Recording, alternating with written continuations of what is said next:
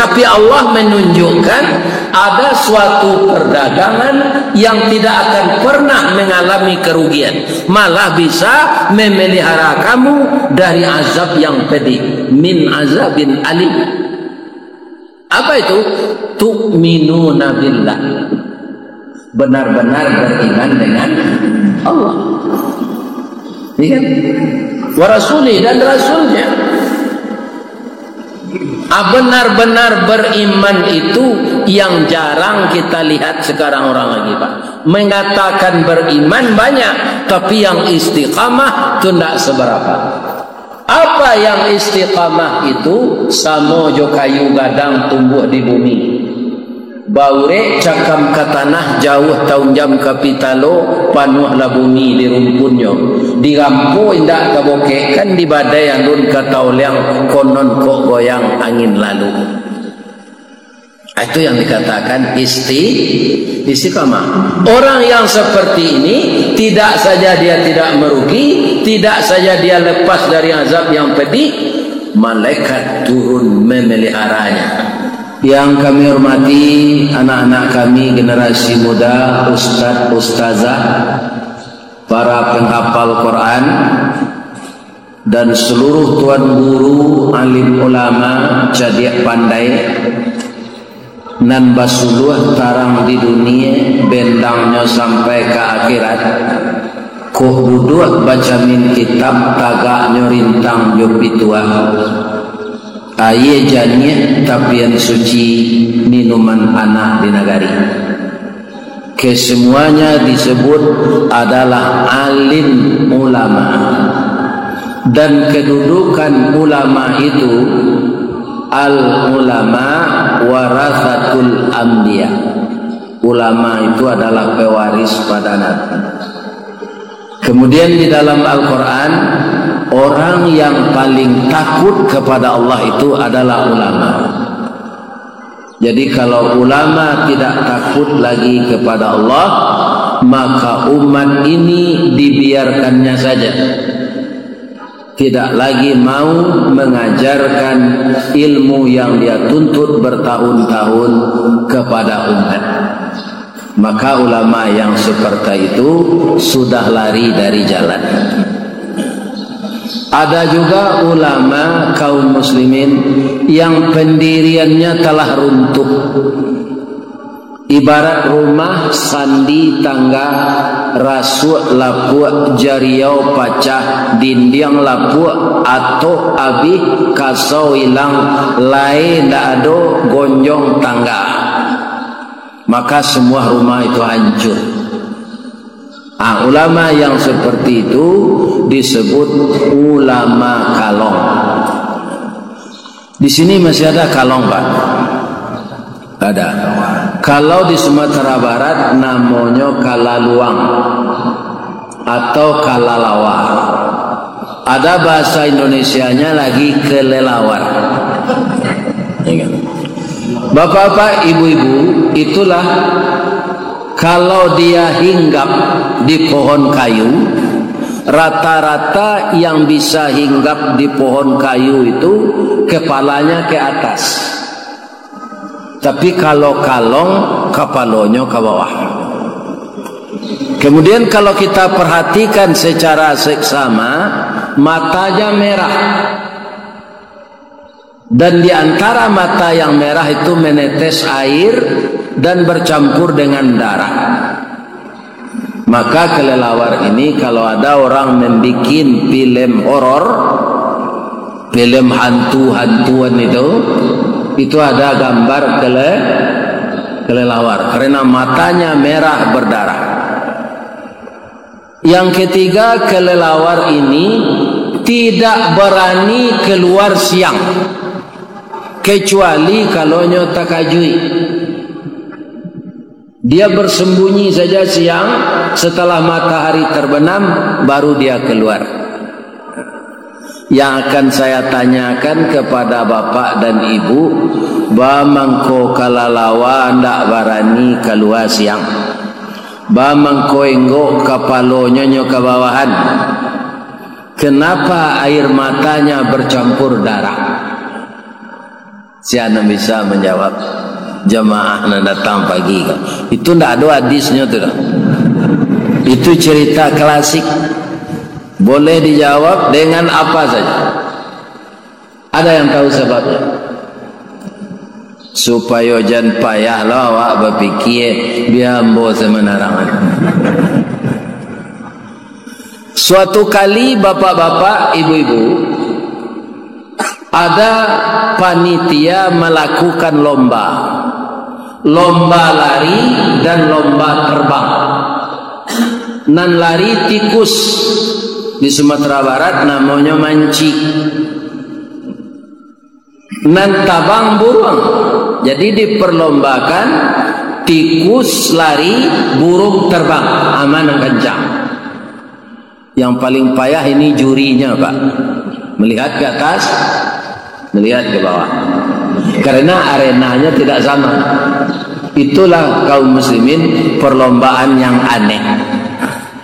Sebelum perlombaan ini dimulai, datanglah kelelawar ini ke meja panitia.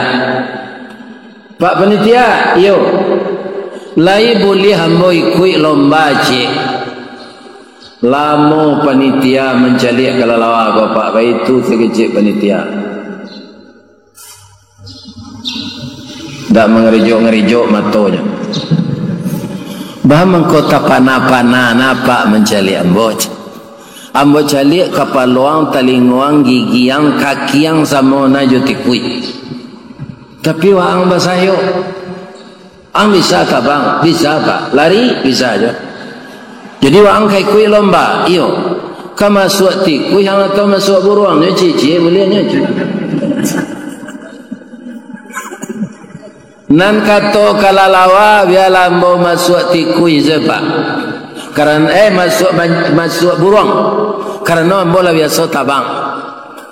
Ambali materai 10.000 cek. Tuang ando tandangani hitam di atas dan putih. Supaya waang nanti jangan batuka pendirian. Kalau waang batuka pendirian dari tabang nak lari, dari lari nak tabang, kamu itu akan kena tindakan diskualifikasi. Tak boleh abatan yang selama itu. Pak, jadi pak. Lanjut teken dek kelelawar. Mulai lomba. Terbanglah kelelawar ini beserta burung. Sekarang ada pertanyaannya lagi. Apa bedanya kelelawar tabang jo burung tabang? Ini sama tabang. Ada tak bapak-bapak memperhatikan apa bedanya? Kalau burung yang dia bawa terbang itu sayap, Pak. Itu terdiri dari susunan bulu-bulu dan itu pakai minyak. Ada pelumasnya di sini. Itu kadang-kadang kalau dia istirahat, maka bulunya itu diberi minyak yang terletak di pangkal sebelah ke belakang ini. Ayam juga ada, balam juga ada itu. Ya kan? Kalau kelelawar yang dibawa terbang itu kulit dan pakai tulang-tulang sama dengan payung. Jadi itu berat dibawa terbang. Kalau burung ringan. Jadi kelelawar itu Pak, terbangnya tidak bisa begini, harus begini.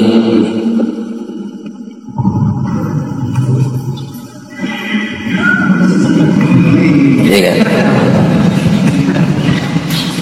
Karena itu terhalang-halanglah burung terbang. Karena kelelawar terbangnya begitu.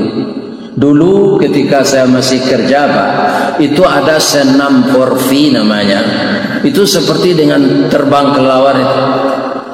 Mengepak sayap. 1, 2, 1, 2. Itu senamnya dulu. Maka ketika burung itu kalah oleh tikus, yang resah itu kelelawar.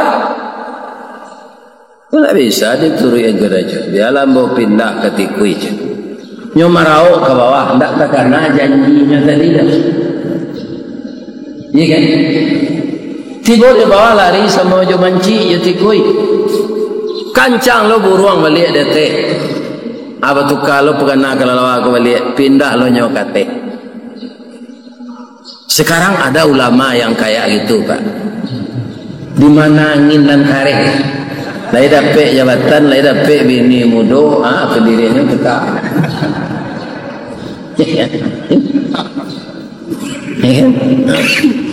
Kaum muslimin, bapak-bapak dan ibu-ibu, para jemaah yang terhormat, pindah kate balik, nyusi dek buruang wang yang tak berpendirian. Raso kemanang kami yang kami, raso kekalah ang tinggal, tak ada setia kawan kamu ini.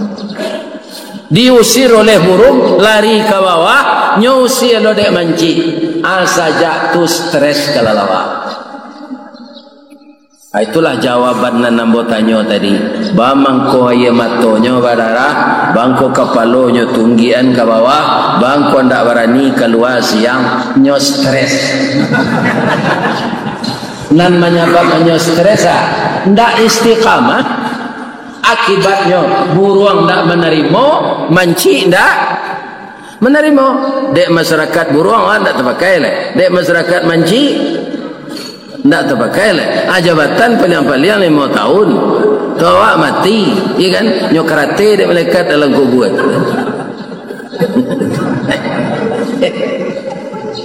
Jadi yang sangat terpenting di dalam kita beragama ini adalah akidah tauhid.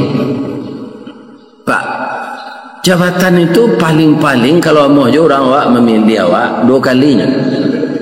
Ada kawan ingin 3 nak boleh orang. Tak boleh Pak. Tak boleh orang. Sesudah itu kita kembali. Jadi kalau kita tidak berhati-hati hidup di dunia ini, bisa menjual akidah dan tauhid demi jabatan, itu orang yang sangat rugi. Ya kan?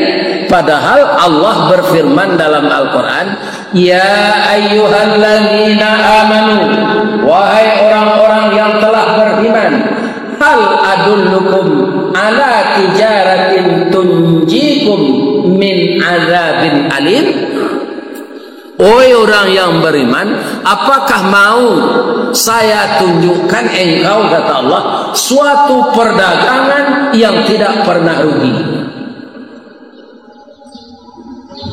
Pak, orang menggali minyak di SPBU itu kan tidak mungkin rugi, kecewa. Malah orang membeli minyak putih dan tidak boleh dia go. Aduh Pak mago minyak di SPBU, ko pertalit ko 9 lah Pak mana 10 ada. Tapi di mana kerugiannya ini? Bapak-bapak kaum muslimin para jemaah, minyak tu ada Pak dimakan angin. Ya kan? Bisa juga rugi. Orang menggalih buah-buahan bisa rugi Pak, bisa. Kalau dia membusuk, tidak dibeli orang lagi. Orang beli bare, menjual bare, bisa rugi, bisa. Kalau dicampur bare Solo, jo bare dolo. Tahu orang, iya kan? Dan dibeli orang, iya kan? Kaum muslimin, tapi Allah menunjukkan ada suatu perdagangan yang tidak akan pernah mengalami kerugian, malah bisa memelihara kamu dari azab yang pedih, min azabin alim. Apa itu? Tu'minuna billah, benar-benar beriman dengan Allah, ya kan? Wa rasuli, dan rasulnya.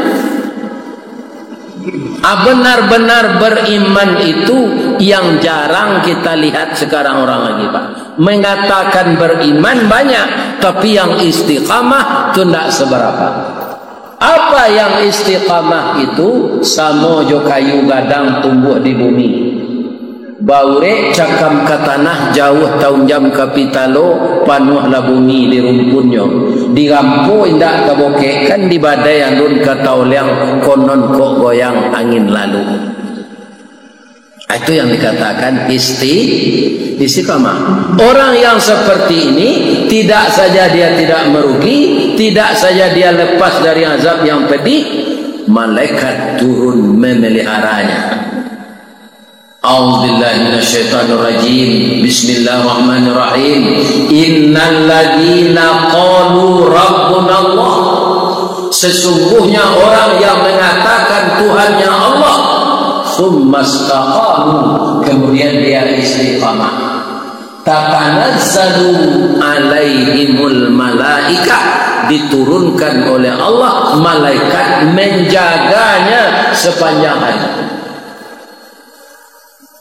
Yang namanya orang beriman itu kan meninggal juga, Pak. Ketika telah sampai ajalnya, malaikat tadi menyampaikan pula kepadanya, Allah takhafu, jangan cemas, wala tahzanu, jangan sedih, wa abshiru bil jannah, engkau diberi kabar gembira dengan masuk surga, allati kuntum tu'adun, yang dijanjikan Allah kepada. Jadi kalau ingin kita tidak merugi, ingin kita dijaga malaikat, ingin kita selalu para jemaah disayangi Allah, jagalah yang pertama, karena agama ini dimulai dengan tauhid. Ya kan? Ibadah itu yang kedua, Pak. Kalau tauhidnya tidak tepat, ibarat rumah tu pondasinya nan rapuh, di ma tonggak ka ditagaan, di ma rasuak palanca ka dipasang, di ma paran ka dipakuan, di ma atok ka dipasang. Ya kan? Jadi pondasi ini dulu. Itulah dia yang disebut akidah tauhid. Orang bertauhid, bapak-bapak, satu-satunya kita lihat yang disuruh contoh oleh Allah kepada Nabi Muhammad adalah Nabi Ibrahim alaihissalam.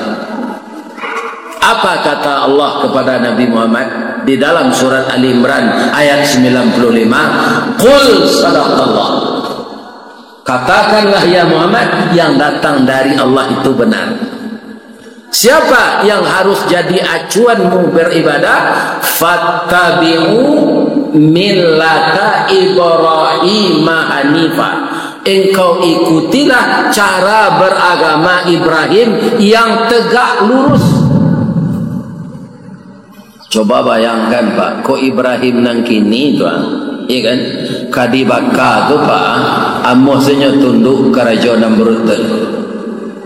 Diunggu kayu sekadang gunung doa adi tu Nabi, adi once Nabi Ibrahim. Tapi dia tidak mau. Itu yang istiqamah itu. Dibakar karena akidahnya itu tepat. Api memang membakar, air memang membasahi, ya kan? Tapi untuk Nabi Ibrahim saat itu, Allah, yang membuat api itu siapa? Allah. Ya naru kuni bardan wa salaman ala Ibrahim, api yang panas untuk Ibrahim dinginlah itu. Selamatkan. Rantai mengikat beliau putus, ya kan? Tapi baju dan kulitnya tidak dimakan oleh api. Ini kaum muslimin. Kelebihannya di mana? Wa ma kana minal musyrikin. Dia tidak mau mempersekutukan Allah, walaupun diancam dibakar, tetap dia mengatakan Tuhannya Allah.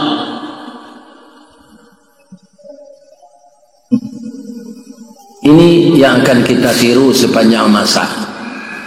Biarlah kita di dunia ini, Pak, dari segi materi kurang, cukup makan, ada tempat tinggal, lagi sekolah anak, ya kan? Alah, kalau terlampau kayu nawa, Pak, payah bersidang dia kira nanti. Percayalah, Pak. Iya kan? Orang kan bangga anak kayu. Oh, banyak pertanyaan dia, kurang lah masuk surga jawab sidangnya. Itu aja, entah lagi masuk surga entah indah. Itu saja. Awak comel-comel. Siapa? Bacalah dia, Pak, surah Bani Israel di ayat 3 segala catatan engkau kecil Allah lah bogan tuan dilihat kalian macam-macam. Jadi catatan keburukan dan kebaikan dalam surat Bani Israel ayat 13 sudah digantungkan di leher kita. Kita tinggal baca saja. Jadi masing-masing kita ini nanti di samping dihisab oleh Allah, kita menghisab diri. Karena tidak ada yang terlupa satu pun dicatat. Kenapa? Malaikat mencatat itu lebih banyak dari kita. Pak, penduduk dunia sekarang diperkirakan 7 miliar. Malaikat mencatat dosa dan pahala itu 2 orang masing-masing kita. 7 kali 2 berapa? Iya. Nah, 14 miliar. Jadi sianan satu memaliang dana COVID bertanggung, atau orang nak mati COVID nyo COVID kan, atau ada catatan dan malaikat. Kalau ada pak yang terlibat itu tobatlah. Orang nak lapak kubuan tak bermandian tak bersembayangan tu kali balik. Berapa dosanya? Jadi berbelit-belit prosedurnya nanti di akhirat kalau kita macam Abdurrahman bin Auf kan ditakdirkan oleh Allah kaya, kerjanya berdagang, yang dia jual buah-buahan, dan dia termasuk sahabat yang dijamin oleh Nabi masuk surga. Cuma nyodek kayo, ya Rasulullah, memang dijamin saya masuk surga. Iyo, tapi engkau terlambat dari orang lain masuk 40 tahun gitu nanti. Sebab itu engkau kayo. Ya kan? Gelisah Abdurrahman bin Auf. Lah masuk surga, lah dijamin gelisahnya. Iko banyak kawan gini, masuk neraka kadang nanti. Jadi ada pak orang-orang yang ditangkap TPKOR, tangkap KPK, nyogalak aja. Iya kan? Maliang pitih negara. Kalau pitih apa kau bawa maliang pak? Beliau sana nak cari dia kira untuk minta maaf. Tapi kalau pitih rakyat, pitih negara, apa cari masing-masing orang? Iya kan? Awalnya kepayahnya nanti. Iya kan? Ini bapak-bapak ibu-ibu yang terhormat. Jadi kita konsep hidup di dunia ini, ambil punya kita, jangan diambil punya orang. Kerjakan suruhan, hentikan larangan. Makan yang halal, tinggalkan yang haram. Itu saja konsepnya. Insya Allah masuk surga. Lewat kan tidak bercampur segulai kalian cikgu jiang. Iya kan? Awak masak gulai kambing, masak sekancah gadang.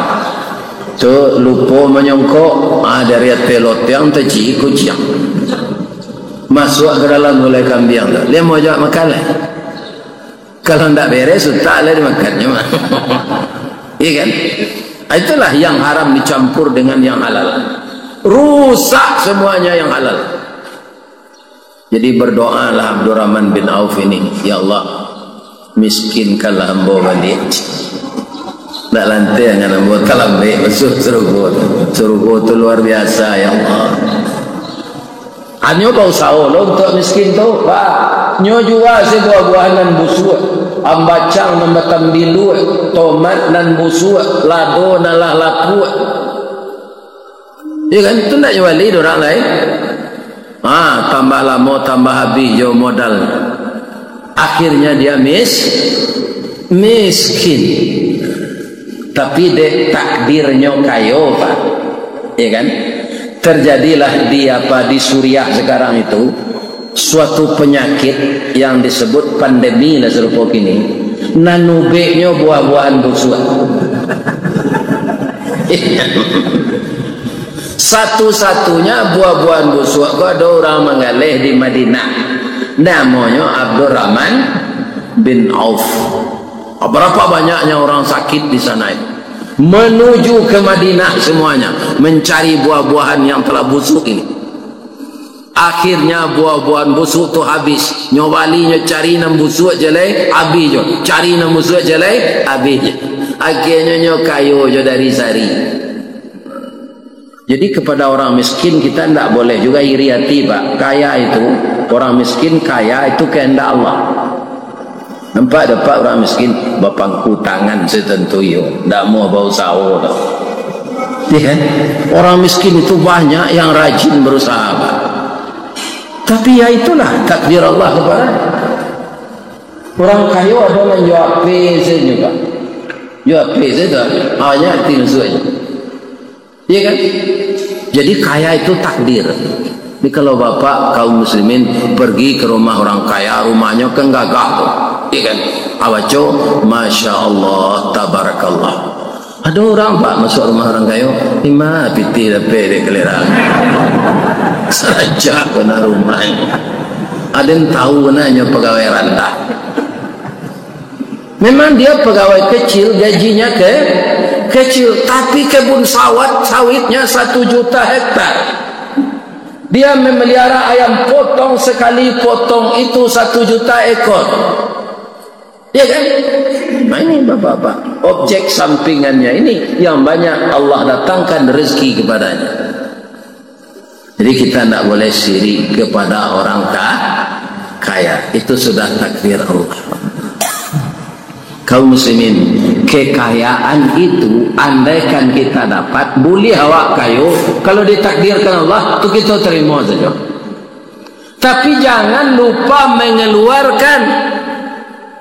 Orang yang tepat akidahnya Pak, walaupun dibisikkan oleh iblis, kamu berinfak, nanti miskin, bangkrut, itu bisikan iblis. Tapi Nabi mengatakan dalam hadis Pak, orang yang kaya suka berinfak itu tidak akan miskin. Kenapa? Inna sakhiya qaribun minallah. Orang yang pemurah dekat dengan Allah. Iya kan? Wa qaribun minan nas, dekat dengan manusia. Nyodoan dek manusia tu orang tu pemurah na ya Allah, tambah rezekinya balik. Kok dapat lah tambah je pitinya banyaknya, rancak rumahnya, tambah je lah bininya cek lagi. Nyodoan orang. Wa qaribun minal jannah, dekat dengan surga. Wa ba'idun minan nar, jauh dari neraka. Sebaliknya, wa innal bakhila, orang bakhil ba'idun minallah, jauh dari Allah. Wa ba'idun minan nas, jauh dari manusia. Wa ba'idun minal jannah, jauh dari surga.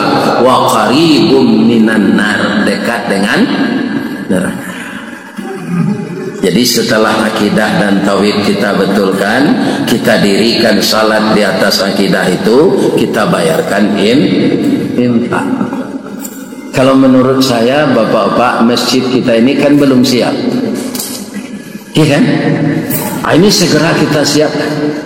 Sebab banyak manusia Pak, yang kata Allah tidak didengarkannya, tapi nanti setelah tiba saatnya baru dia minta kepada Allah. Apa contohnya? Bapak, mungkin kita banyak hafal ayat ini. Allah itu menyuruh menginfakkan sebagian harta kita Pak, ya kan? Itu sebelum kita mati. Ya kan? Nah, coba lihat. Ada pangkal ayat bunyinya ini. Ya ayyuhalladzina amanu la tulhikum amwalukum wala auladukum an dzikrillah. Wahai orang yang beriman, jangan engkau dilalaikan mengingat Allah karena mengurus harta dan anak. Ya kan? Wa may yaf'al siapa mengerajuan itu faulaika humul khasirun. Wa anfiqu mimma razaqnakum min qabli ayyatiya ahadakumul maut. Itu dia. Infakkanlah sebahagian, bukan semuanya. Infakkanlah sebahagian harta yang diberikan Allah kepadamu itu sebelum hadir kepadamu kematian. Kita dengarkanlah itu. Sekarang pertanyaannya kepada bapak yang hadir, ada enggak bapak-bapak rasa-rasanya menjelang siang nanti yang akan dihadiri oleh malaikat maut? Ada enggak terasa? Ada tandanya Ustaz, salah satunya negeri bapak ini negeri 1000 suluk. Orang tasawuf terikat banyak di sini. Nah, katanya dulu salah satu tanda-tanda orang akan didatangi malaikat maut itu kakinya dingin. Itulah Pak resek kaki apa lagi. Kelambo ala yang kalau udah dingin itulah dekat. Ini bapak-bapak yang terang. Disuruh berinfak sebelum itu. Kebanyakan bacalah ayat di bawahnya lagi. Yang di bawah itu kan ada sambungannya. Lah tiba malaikat maut Pak, ka mencabui angoknya, barunya membanaka Allah.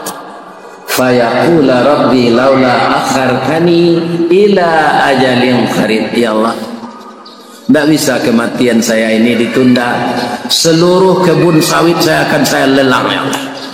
Akan saya infakkan untuk menyelesaikan Masjid Al-Ikhwan ya Allah di Kecamatan Kepenuhan. Seluruh kebun karet saya dan binatang ternak saya akan saya jual, akan saya berikan untuk Masjid Al-Ikhwan. Itu kutiko malaikat maut lah dijanjangnya. Yalah itu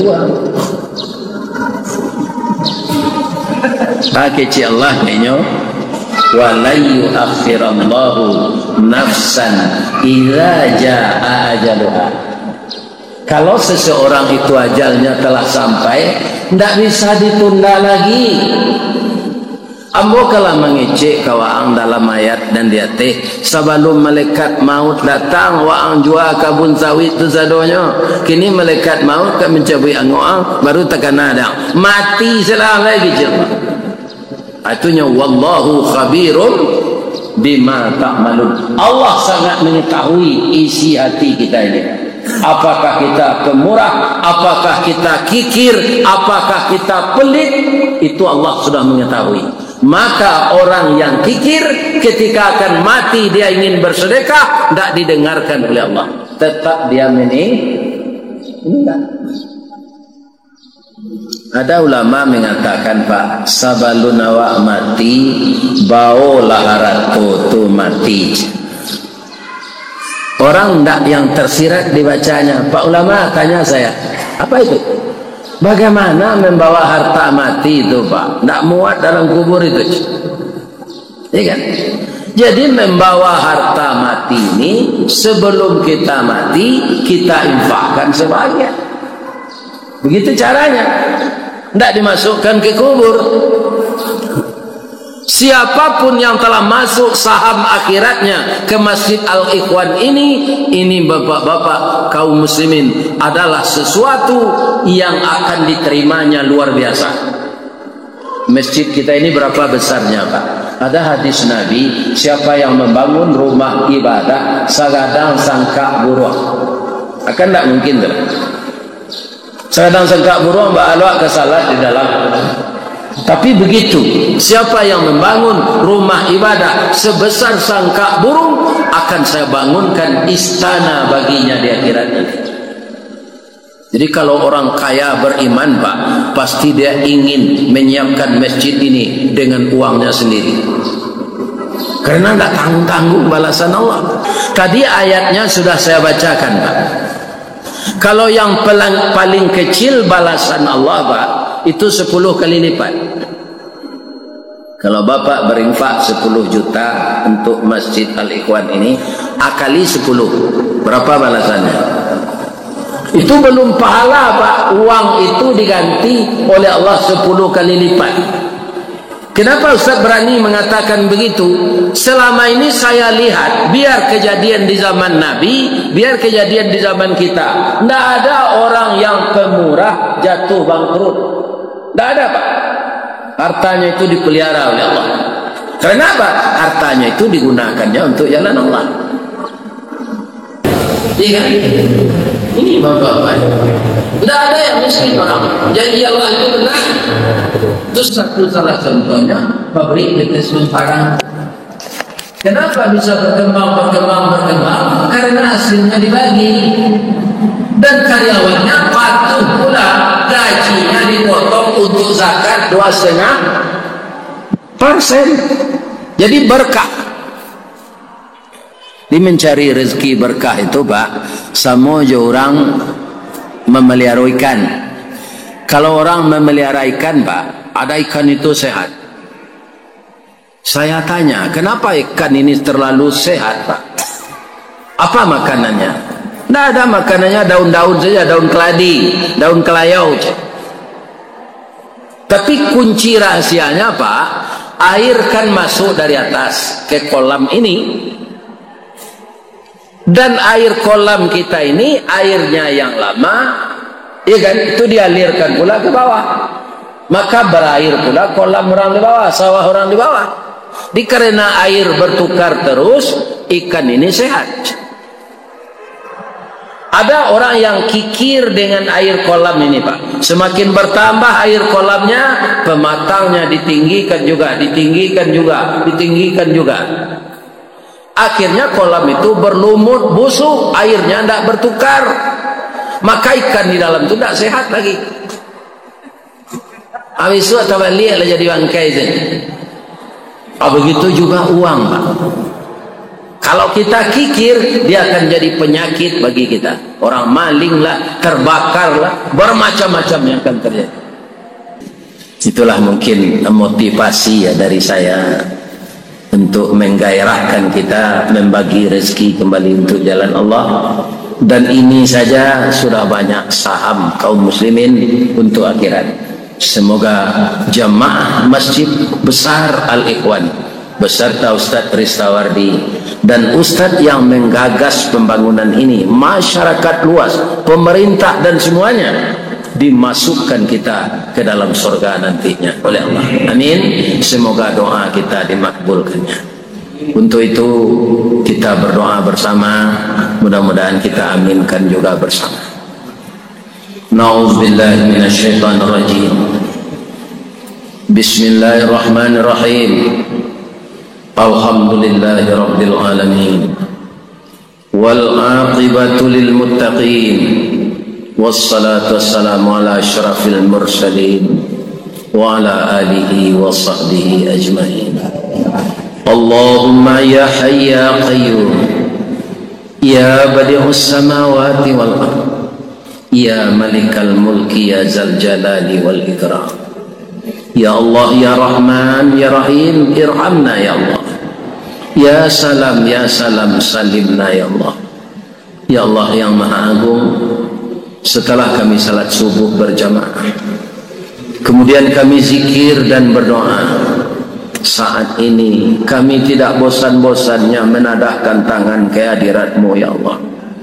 Jadikanlah acara kami pagi ini acara yang membawa berkah ke kampung halaman kami, acara yang membawa rahmat ke rumah tangga kami, acara yang membawa langkah kami tetap menuju jalan yang lurus ya Allah.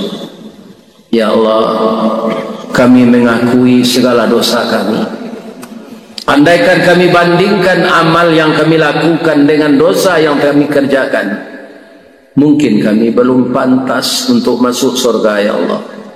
Tapi kami juga takut dengan siksa-Mu ya Allah. Redailah kami, maafkan segala kesalahan kami, ampunkan segala dosa kami, juga dosa kedua ayah bunda kami yang dari setetes mani sampai segumpal darah dan sebongkah daging beliau menderita melahirkan kami antara hidup dan mati.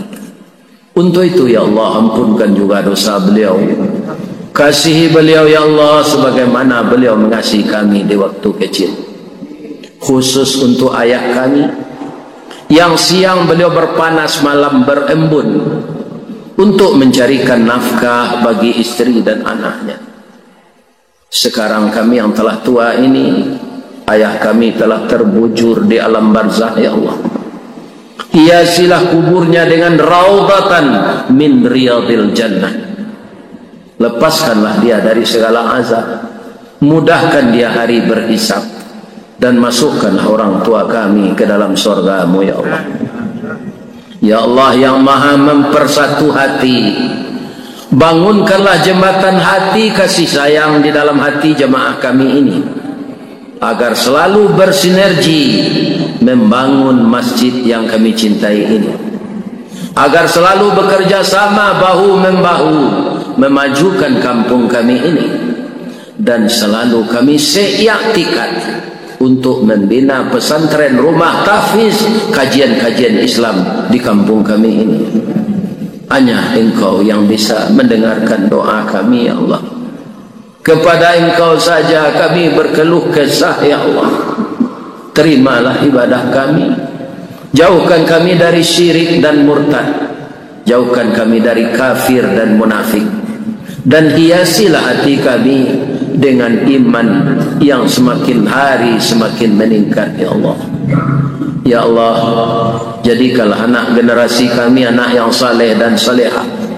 Hindarkan anak generasi kami dari maksiat dan mungkarat. Jauhkanlah kampung kami dari bala dan siksa, ya Allah. Rabbana zalamna anfusana wa illam taghfir lana wa tarhamna lanakunanna minal khasirin. Rabbana hab lana min azwajina wa dhurriyyatina qurrata a'yun waj'alna lil muttaqina imama. Rabbana atina fid dunya hasanah wa fil akhirati hasanah wa qina adzabannar. Walhamdulillahi rabbil alamin. Bapantun boleh siapa? Di Malatak Jalan Katalua, Dake Pasar Padang Luar, Bukit Sungai Tanang di Bukit Tinggi, Tasabui ayahnya jani. Di mata di pintu ke masuk, sinan lo pintu ke keluar, lah hambola peh jamaah, jawati nan suci, jemuko nan jani. Pulang lah. Maaf lahir batin, astaghfiruka wa atubu ilaik.